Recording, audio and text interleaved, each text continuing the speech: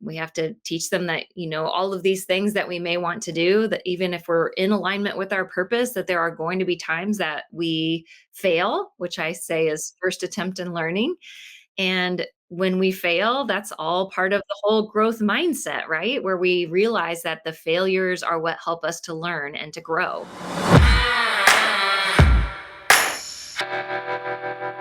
Welcome to the Generation Youth Podcast. I'm back. I'm James McLam, your host. I'm here with a new friend who is a presenter summer 2025, depending on when you watch this. Had to clarify that. Shannon Anderson. If you have not seen it, you need to watch this because she did an amazing job. How are you doing, Shannon? I'm great. Thank you. How are you? I'm doing well, and I really mean that. I've watched yours a couple of times, and my wife kept talking about you need to revisit it because when I first get the presentations from all the presenters about several weeks beforehand, and we add the stuff, and I look at them, it's more of an analytical look, and I'm not really taking in any content. And then during the week, when I watch them again, not really taking it in either because I got so much other stuff. And so I actually watched yours again this morning just so I first, and I was like, holy cow, this is really good. This is really good. So thank you for your time that you did that. Of course. Our audience, Shannon, loves to hear from my guests about themselves more than they love to hear me talk. So if you wouldn't mind, take a couple of minutes and introduce yourself to our community. Sure. So I was an elementary teacher for 25 years. I've also taught at the college level. I'm a brain coach. I am a children's book author and I speak full time.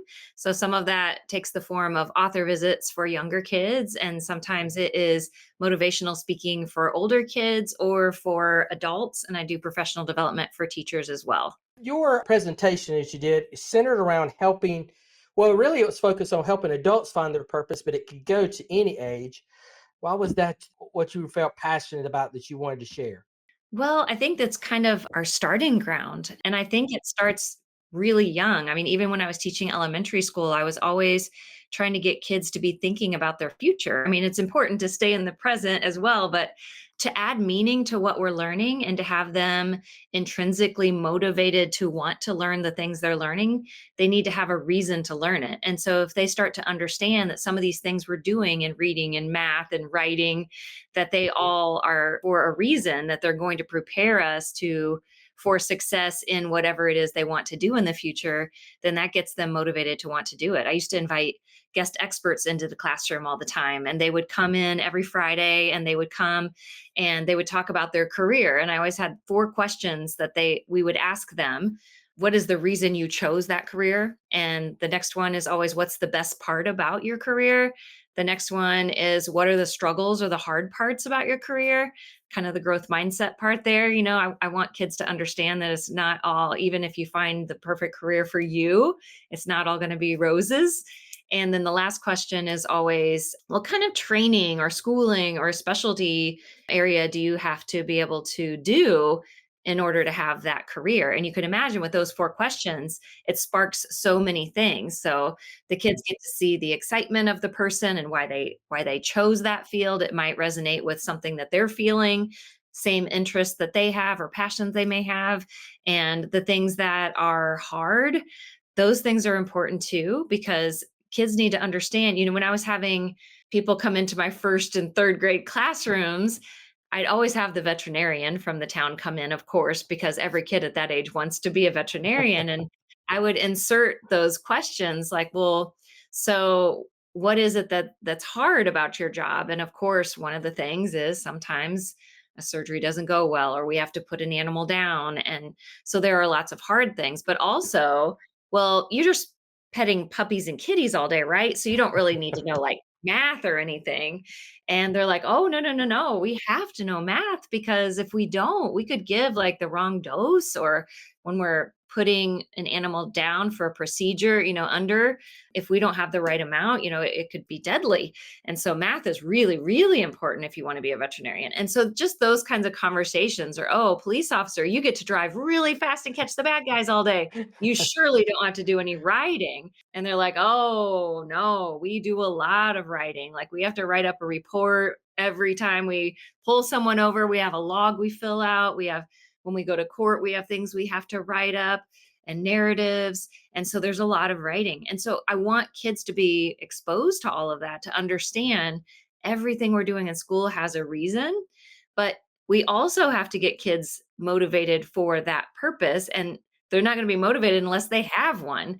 And so I think it's important, even in the younger years, for kids to start developing some interests and exploring some of those and realizing and understanding the things that they need to learn in order to be able to pursue those things. And then from there, I like to talk to high school and college kids about, okay, so let's really take a look at your future as far as like, what are you going to be doing for your, the majority of your life Mhm. here? And you can have more than one purpose. You can have more than one career. I'm on my second career. Yeah. I And as well, I think I'm on my 3rd now. So yeah, yeah, and that's awesome, and kids need to know that too because they think sometimes they're locked in, "Oh, if I pick this, it's that for life," but no, it's not, mhm, and we don't even know, like, some of these kids in school right now, we don't even know some of the positions that will be jobs that don't exist now that will later. So there's no way of knowing. And so it's great to be able to explore all kinds of things through their passions. One of the exercises I take high school and college kids through, and even adults when I do leadership seminars, I do Dare to mhm, Dream workshops, is the whole Japanese term ikigai. So we take a look at the four quadrants of ikigai, which are what are those things that are your strengths, the things you're really good at? And sometimes as teachers, we have to be mirrors and maps for them. Like we have to help them to see, like you really shine in this area. You'd be surprised some kids don't realize. Like I've had kids who are just amazing artists and they're always doodling on things and doing a really nice job and they don't really realize until someone else points it out that there's some talent there. And so as a mirror we can be telling them the things that they really shine in. And then we also have to be that map where we're pointing them in the directions where they can sharpen that. But the next part of ikigai, besides your strengths, is you want to know like, what are those things that you love to do? So, what is it that lights you up? What is it that if this was something you were going to do every day, that you would wake up in the morning excited to do it? Like on days that I have an author visit, I'm pumped. Like I get out of bed, I'm like, oh, I get to go to this school and talk to a gym full of 500 kids and get them excited about reading and writing. And I love it. And so, what are those things that you love? And when I have people do this exercise, it's not necessarily just career oriented because you never know some of those things that you love to do, how they could be incorporated into something else that you haven't even thought of. mhm. And so we've got your strengths, the things you love, and then we've got those things you could be valued for. So, in other words, especially if we're talking to high school and college kids, what could you be paid for that you're able to do? And so they can make lists of things like that. So maybe someone who is interested in education, like they could be paid to be a teacher, they could be paid to be a tutor. There are different ways of getting value from that. And then the last one is what is it the world needs? And it doesn't have to be the whole world, it could be your community at large, your school, your whatever.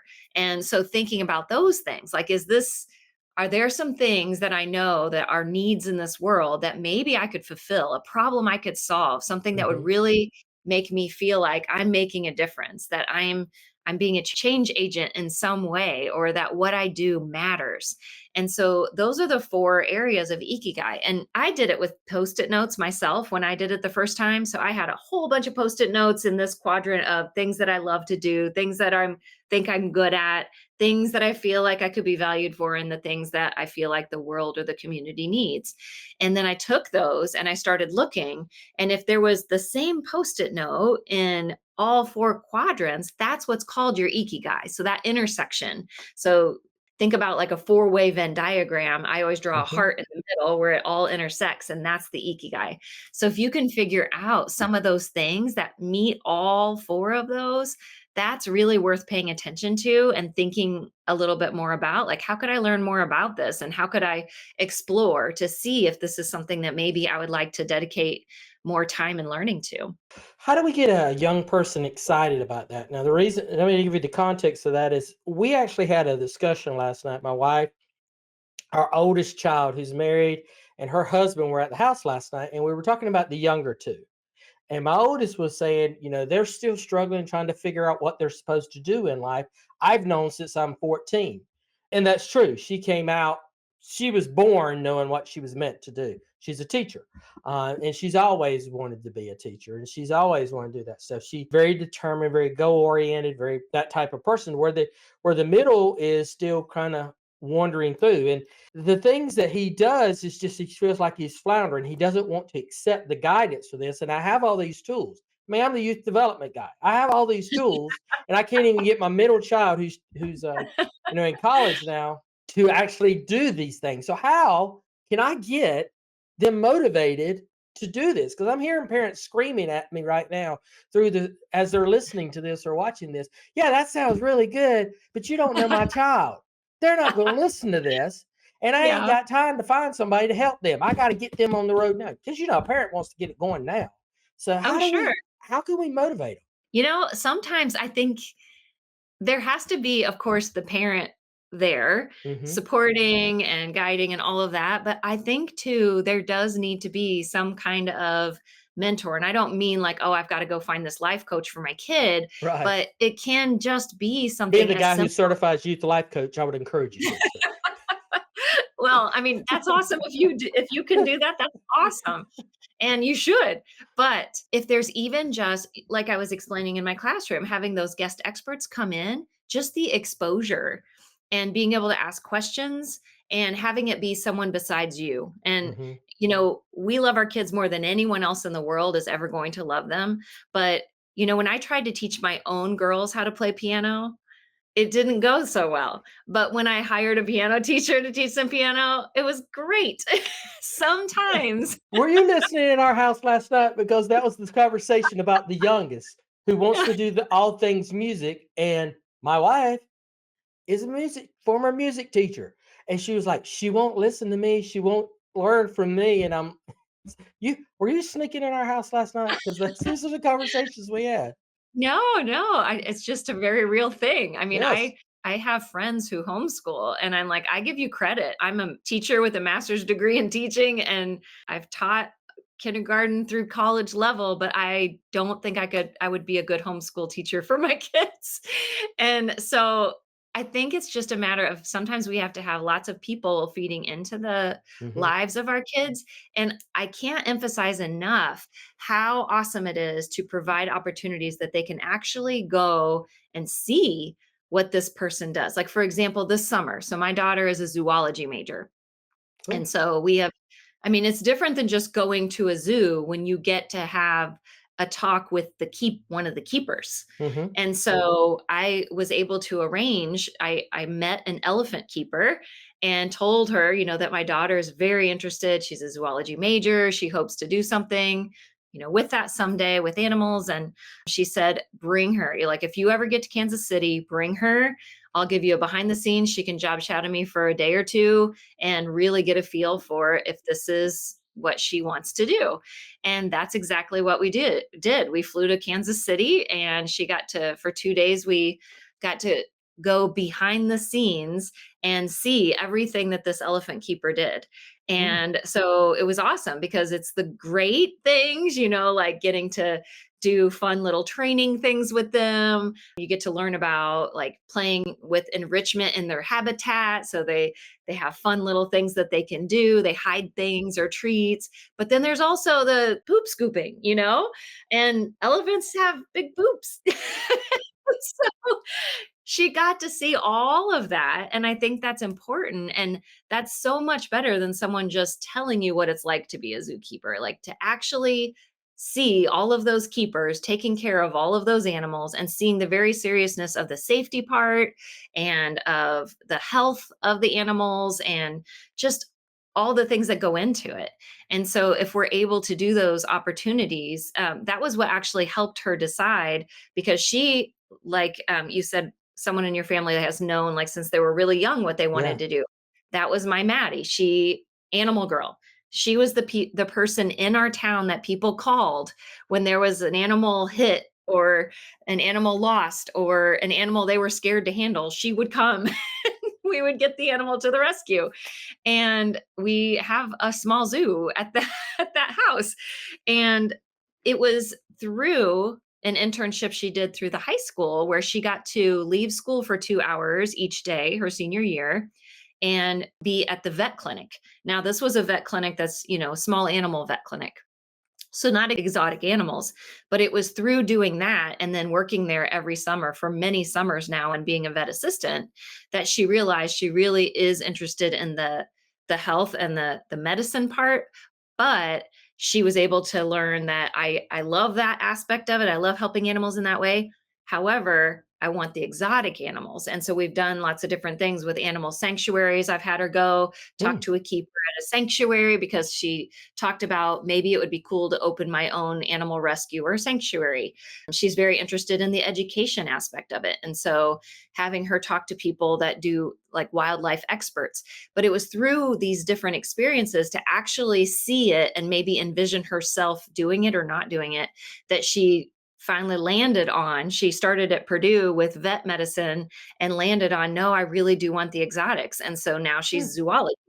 And so I don't think that she would have felt as clear a purpose and an excitement and focus area if we hadn't had those experiences. So I think it really can be helpful if you can get somehow, even if it's not a long term internship, if there's a way to even just job shadow for a day or yeah. be able to Zoom with the person and ask them questions and be able to see, like the questions that we used to ask my guest experts, what is it that you love about your job? What are the challenges?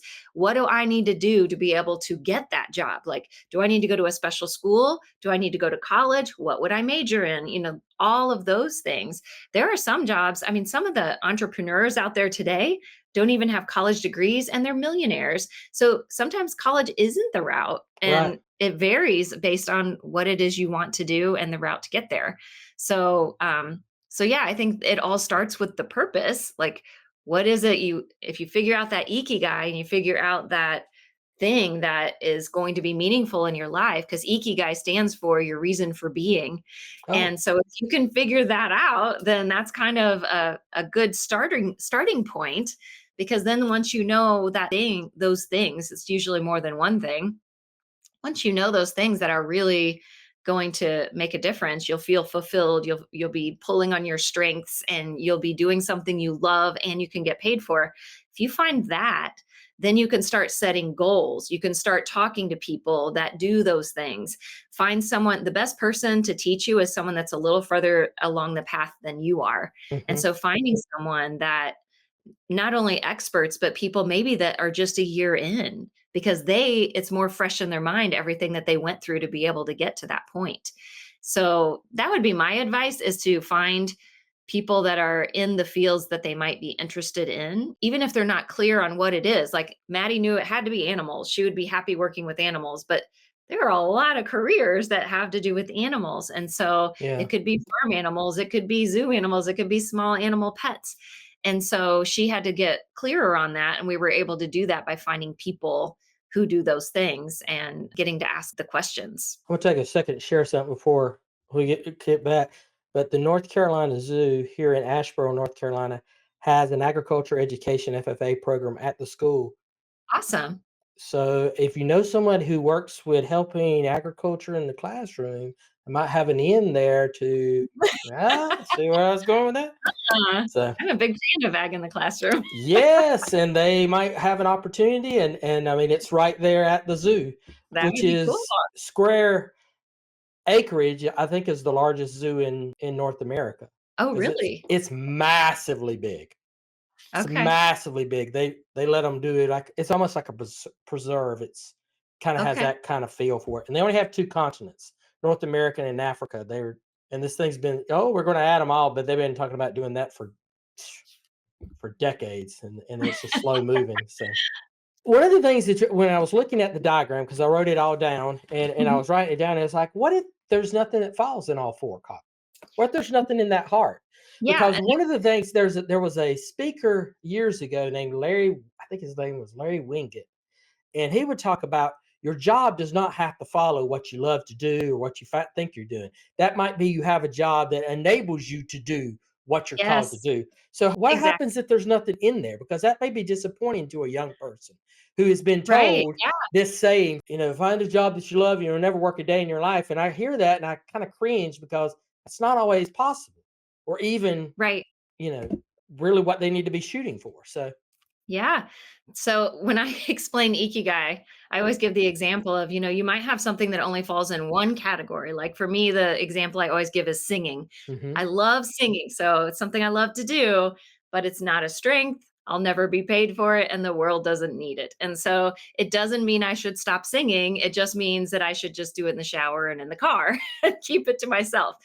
And then there are going to be things that fall in two categories. So you were just talking about someone who maybe is very career successful. So they make a lot of money and they're really good at their career too. And so that's two big categories. And we might look at that person and think, wow, they're career successful, they're doing so well, they're making all this money and they're so good at it. But if they don't love it and they're not, waking up in the morning like excited to go and they don't feel like it's fulfilling, then it may not be an mhm, ikigai item. However, as you just said, the other thing about that is sometimes people have those careers, they're really good at it and they can earn a lot of money, but then that affords them the opportunity to pour into other things that do make a difference. For example, some people that are, they make a lot of money and they're really good at it, and then they pour money into ministry opportunities, mhm, or they have foundations that they're making a difference and they love those things and those things make a difference and are fulfilling. And so sometimes it's doing something in order to fulfill the other two, if that makes sense. right. Because sometimes there are things that we would love to do. Like you probably have heard people, that just want to run off to college and spend a bunch of money to become an artist. And you're like, oh, you better have a backup plan. Like you may love to do that, and I love Denzel Washington's whole commencement speech on that, where he talks about, you should have something to fall back on. And he says, no, you should have something to fall forward on. And so Mm, he doesn't believe on having that backup plan, that you should always fall forward. But anyway, so yeah, if you can have something that affords you the opportunity to be able to do the other things, then that can work. I mean, for so long I was a teacher and I feel like teaching was one of my ikigai items. It still yeah. is. I also feel like being able to speak and try to inspire people and take in, like, I love learning. So I love taking in information, like listening to podcasts, watching videos, going to conferences, and taking in so much information and then figuring out ways to translate that back out to help someone to Mm. be able to take it in a new way, or just to condense the information. And so that's another item of mine. That's why I love speaking, because I love to learn all of those things and then share them. Like Maya Angelou says, if you give, if you learn, teach. That's me. Like I love learning and then teaching what it is I've learned to hopefully give that away to someone that can use it and run with it and maybe help someone else. So that's something that you can do with that. If you have a career that allows you to be able to do those very special fun things. Like for instance, when I was teaching, I kind of needed to do that to pay the bills and to send my kids to college and all of that. And I didn't make the leap to do my writing and speaking full time, like Yeah. children's book writing and stuff, until I felt comfortable enough that I was okay in that other category of, making enough. So I was able to support myself enough to take that leap eventually. And then once you do that, you can start setting all these other new goals that can lead to other opportunities and other ways of making incomes. I hear people all the time say, "What this why finding your why, finding your purpose is overdone." But the Fuller Youth Institute out of California did a survey of young people in youth groups in churches across the nation, and discovered that there were three questions that each young person wants to have answered. And these are very similar to the same areas that we found youth struggle with at Generation Youth when we interviewed 2,500 young people across the nation. But the one of the questions that they want answered is, why am I here? And the book that you and I were talking about before kind of lays the fact that, giving them the why of why this is important and why they want to do this, helping them find it, even on the small things, makes them do everything better. So they gave the Mhm. example of, if at school, if they're struggling, helping them to find their niche in the school, and saying, Mhm. "This is my purpose, why I'm here is to be part of the drama team or to be part of the ag program. My why is to make this better." It makes everything better when they find their purpose. Do you find that to be true? I mean, in working with them? Absolutely. Yeah. I mean, if they feel like they're, and one of my books is B is for belonging. If kids feel like they have a Mhm. sense of belonging and there's something that they're contributing, there's some way that they matter in that classroom, in that community, whatever group it might be, then that it does, just like you said, it makes all the difference because then they feel like they have a purpose for being there and that they're fulfilling some kind of need, that other part of ikigai, like you're doing something that the community, the school, the classroom needs. That's why service projects are so powerful because Yes. you're working together for a common good. And then that great feeling that you get when you do something to help someone, it all is, again, back to purpose. Like, why do we do those things? Well, because then we're making the world a better place. And while kids are doing those things, they're becoming better people too. I mean, the things that we need to inspire in our kids, I feel like, is curiosity. We want them to Mhm. be curious about their futures, about things that they could possibly do, maybe problems they could solve, how things work. All of those kinds of things we can be curious about, but we also have to teach them empathy. I think that's a really important quality for our kids to have good character. We have to teach them to be resilient. We have to teach them that, all of these things that we may want to do, that even if we're in alignment with our purpose, that there are going to be times that we fail, which I Yeah. say is first attempt in learning. And when we fail, that's Yeah. all part of the whole growth mindset, right? Where we realize that the failures are what help us to learn and to grow, because it's through those mistakes that we learn how things don't work. And then we can change something, tweak something, improve something to keep putting those reps in and practicing until we get to what does work. And so resilience is a part of it. And then I think too, we have to keep our kids learning. And so what is it they need to be learning? Well, it's not all just about the academics and about the books and the knowledge. It's about learning how to be a good person and how Right. to become a good person. And so I think it all just kind of ties in together. You figure out that purpose and then you get curious about it and you start setting some goals, you start working toward those goals. And growth mindset tells us that it's through the repetitions that we build those neural pathways. And then Mhm. once you have the neural pathways strong, you're doing things quicker and it comes more easily so it doesn't feel so hard. And then we can keep kicking it up a notch. We can start training and helping others with it. We can start earning money from those things that we're learning how to do and develop those skills. It just kind of keeps, it's a momentum thing. It starts with the purpose though. It really does. You have to know why you're doing it. Why does it matter? So let's give some tips to some parents to help them. And I was just thinking, let's just kind of divide it into three age groups. That younger age group, I don't know, let's take them up to like before they get to middle school, elementary school age and stuff. How do we get those kids excited about purpose? They're just wanting to know what they got for snack at home. That's Right. uh, uh, Yeah. how do we get them to even buy into this? That purpose. My purpose is to eat and have Yeah. fun. That's my That's purpose right great. now. Yeah. Well, I mean, I think that by giving them some small responsibilities, they start to see Yeah. payoffs. And everything is, any action or behavior that we do, there's a payoff, whether it's positive or negative. And I think that's how we learn is through those payoffs. Like, oh, that didn't feel good, or oh, that was a bad result, or I don't like that consequence. But then yet there are good payoffs for things when we do something kind for someone and then all of a sudden unexpectedly someone does something kind for you in return and it's like, oh, that felt really nice, and oh, that was, I liked the feeling of helping this person. And so those are good payoffs. So we have all of those kinds of things that we're training up our kids in. But also, as parents, one thing that I often will do, like at a parent night for elementary students, is I talk to them a lot about how they praise their kids makes a difference. So Carol Dweck's work on praise, if you praise students for their effort, for their resilience, for not giving up, to keep going, their perseverance, if we praise them for that instead of saying, "Oh, you're really smart," or Mm. praising their innate ability, they don't have any control over an innate ability. So I was even guilty when I taught first grade. "Oh, you're so smart, you little Mhm. smarties." I'd hand out smarties. And that isn't the way to go, because what happened in Carol Dweck's experiments that she did is she had all of these kids take this task, this little IQ test, and half of them were praised for their innate ability, like, "Oh, you are really bright at this."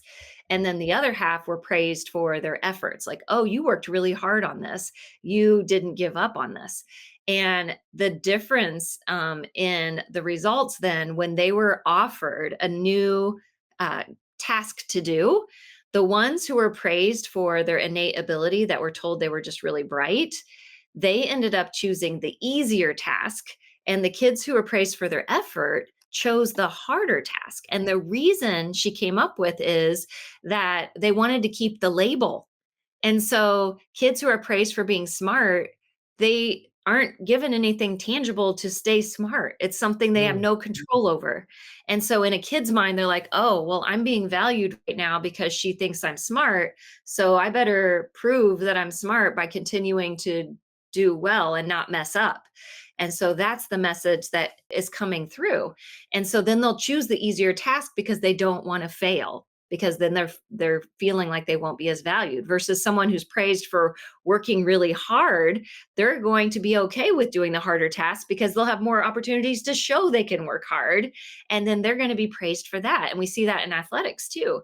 And Yes. then after that, it was crazy because then she took all of those kids and gave them all like a nearly impossible task to do. And the kids who were praised for effort did far better than the ones who weren't. And they were getting frustrated and wanted to give up because they hadn't been praised for working hard and they didn't work as hard. And then in the end, they took a test that was the same level of difficulty as the very first test they took. There was a 50% difference in the Wow. kids who were praised for effort versus innate ability. And so, what all this goes to show is that we need to praise our kids for those efforts because they have control over that. So, if we're telling them, "That is so awesome that you didn't give up. That is so great how you stuck with it. That's so awesome that you tried a different strategy.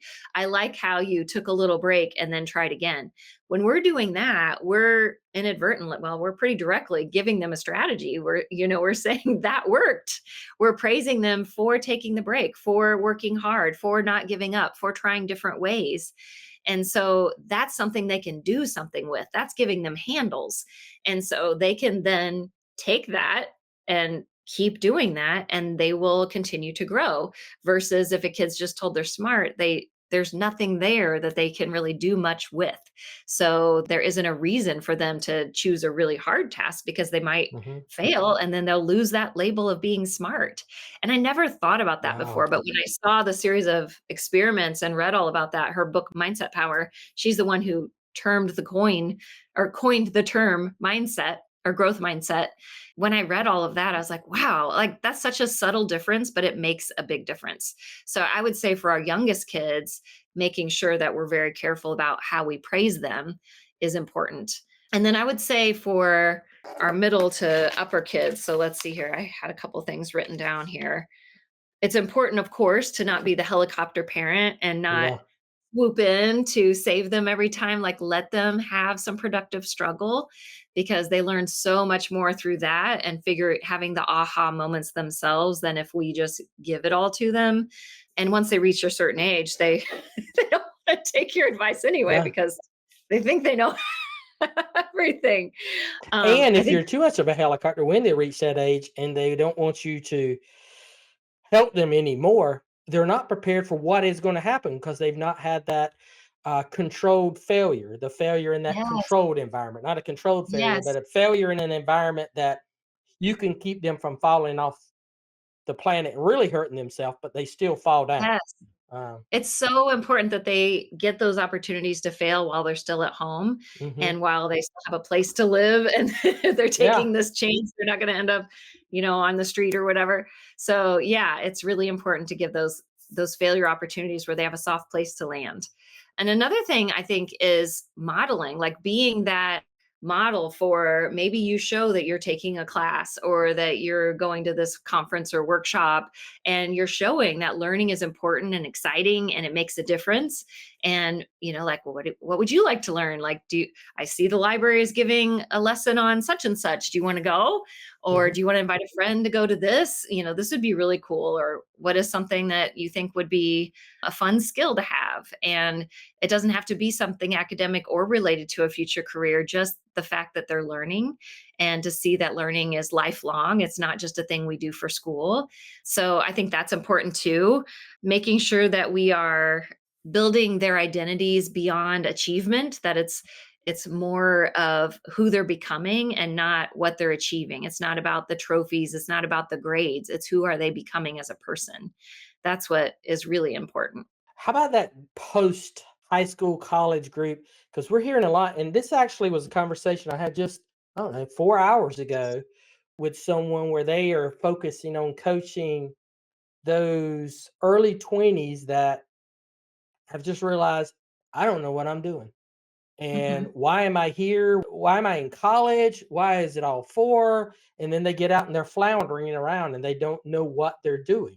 So much that's going on. Like my oldest daughter was talking about, her brother who's in the middle of that. She says he's floundering. He doesn't seem to know what he's doing. Why is he? And he's beginning to find this. And I was thinking through, did we do all these things that she's suggesting? And it's not as easy. Being the youth development guy, you would think they would listen to me, but I don't know.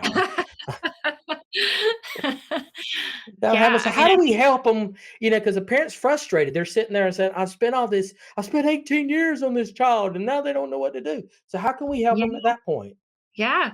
Well, I think, just like some of the things that I've said, like getting them in those environments that might be potential opportunities to do something that they love, Hmm. or it could be something that plays to their strengths and that they could see if that's something that they could end up enjoying as a career type thing, like something that they would do. And also, I mean, if they're at that point where they're just needing to have a job like for an income, that's Hmm. okay too. Like they can just be working something on the side. And you hear of starving artists, right? That they're waiting tables at night and going to auditions during the day. Sometimes you just have to go ahead and take a job and earn to pay the bills. But while you're doing that, you're exploring these other things. You're taking a class. I have a good friend right now who she has always wanted to be a party planner, and her kids are getting Hmm. older now. And she was like, you know what? I signed up to start taking some culinary classes. I'm like, that is awesome. And she was Wow. like, I'm in like some baking classes and cake decorating classes. And she's all about theming and decorating.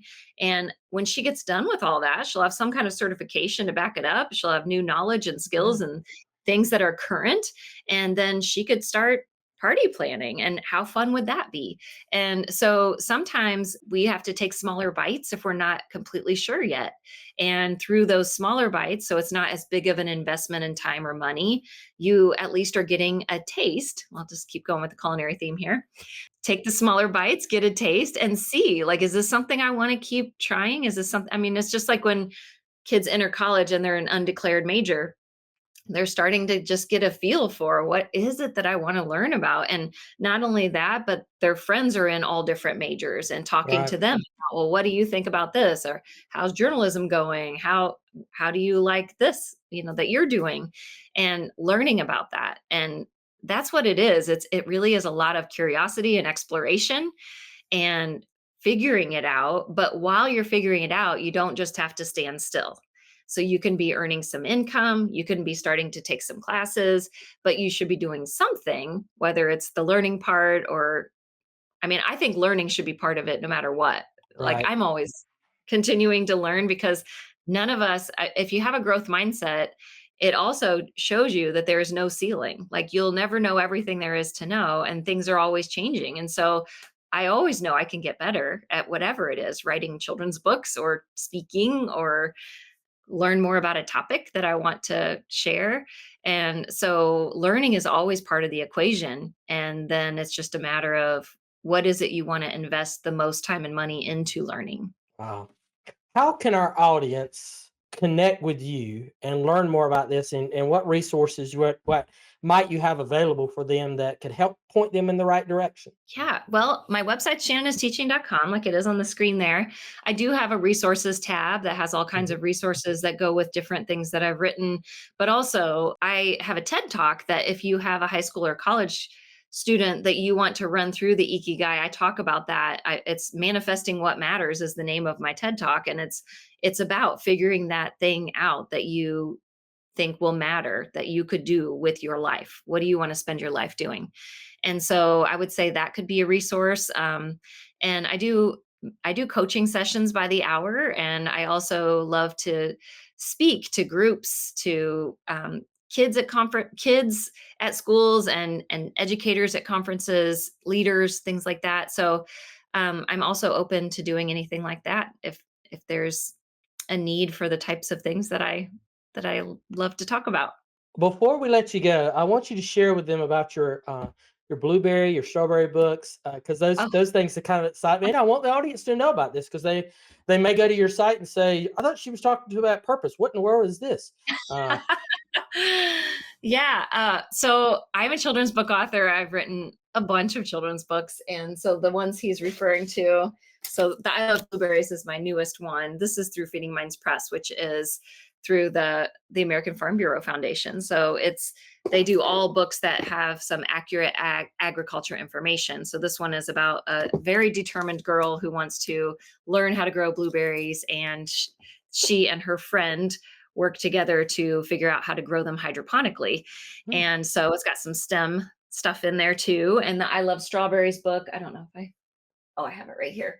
So the I Love Strawberries book was the first one. And this one, Jolie is very determined to grow her own strawberries, and she doesn't take no for an answer. She's very persistent when she is told different things about, it costs money. She has a lemonade stand. And when she's told, it takes a lot of responsibility, she shows she can take care of her bunny and that she can grow her own things, even if it's a cup of grass seed. And so you get to see her persevere through the book.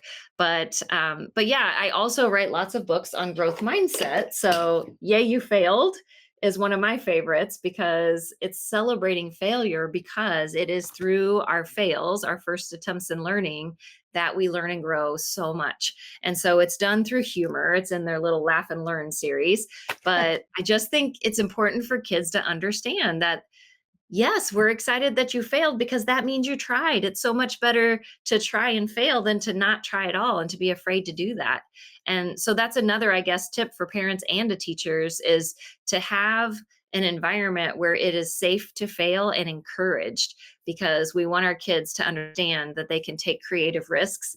And as they're learning new things, as we learn new things, there are going to be things that we don't do well the first time. I have a Facebook group called Ready, Set, Grow. And I just posted yesterday or the day before. And I don't like this word, but I really liked the saying, but it's be brave enough to suck at something new. And I don't Yeah. like that word suck, but it's so true though. Like you have to be brave in order to be a beginner again. And everyone who's really good at something, they were a beginner at that thing first. And so be brave enough to be a beginner again. And so, yeah, so my growth mindset books, Y is for Yet. And what age group would this be for? So I've had some high schools that adopted it and wrote it into their curriculum because Oh, every really? letter, yeah. So like R is for resilience. And so it's, yes, it's an alphabet book, but the alphabet was kind of like my vehicle for being able to talk about growth Mm. mindset in 26 different ways. And then, yeah, you failed. And then I have another one that's called Mindset Power. This one's for older kids. So this one's a middle grade book, and it's all about uh, the the success cycle. So trying something, failing, and then um, improving what you learned from it and then trying again, so that we're not doing the same try, fail, try, fail, try, fail. We're making Wow. new mistakes and different mistakes. So it's all about that. Um, so yeah, I love to talk about little things like that.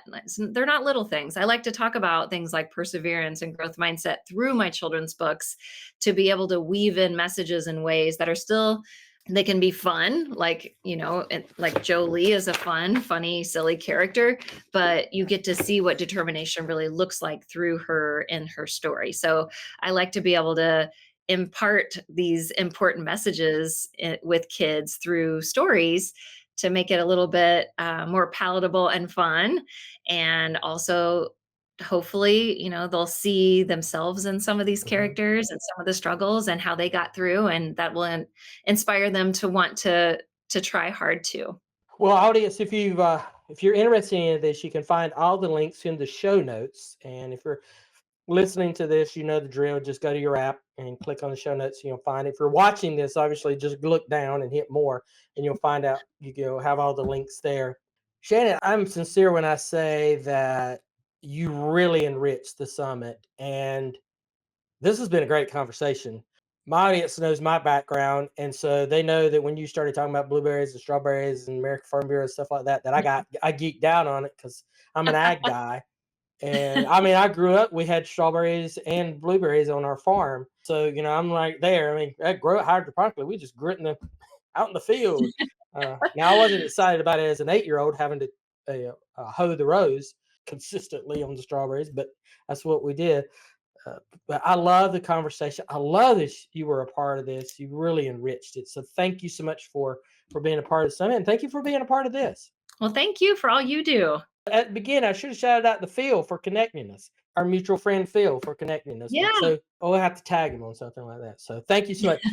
And audience, thank you for hanging with us. Listen, if you've stayed with us over 45 minutes, you found some value in what we've talked about, or you left it on by accident. Either way, you're still here. And we want you to do three things. Number one, comment on this, comment it on whatever platform that you're listening to or watching it. That'll help us realize, what value you found about it. And two, like it so that other people, it may show up on other people's feeds. But most importantly, and this was the one that's I always harp on, is share it, because someone needs to hear this message, has children that are struggling with purpose, has a desire to see them succeed, and this message will resonate with them. These resources Shannon has will resonate with them, and they need to know about it. And we don't know them, and they don't know us. So please share this with your audience so that they can reach it. And thank you again. Thank you, Shannon. And we'll see you again very soon on another episode of the Generation Youth Podcast.